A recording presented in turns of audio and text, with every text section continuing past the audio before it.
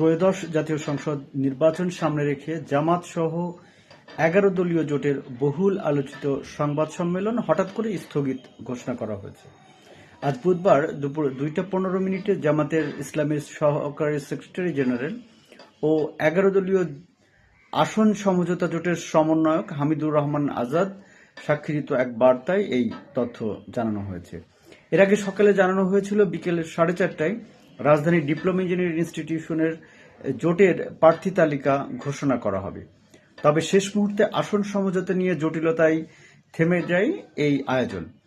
11 দলীয় জোট সূত্রে জানা গেছে যেটি চরমোনাই পীর সৈয়দ মোহাম্মদ রেজাউল করিমের নেতৃত্বাধীন ইসলামী আন্দোলন বাংলাদেশকে জামাত ইসলামী 45টি আসন ছাড়তে রাজি হলেও দলটি কমপক্ষে 65 আসন দাবি করে।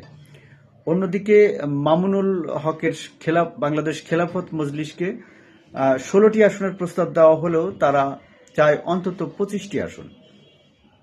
এই দুই দলের সম্মতি না পাওয়ায় শেষ পর্যন্ত সংবাদ সম্মেলন স্থগিত করার সিদ্ধান্ত নেওয়া হয়েছে বলে জানা যায়।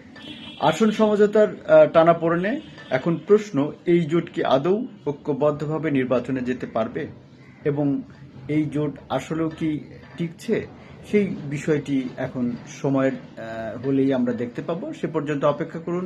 ভালো থাকুন, সুস্থ থাকুন, আমাদের সঙ্গে থাকুন।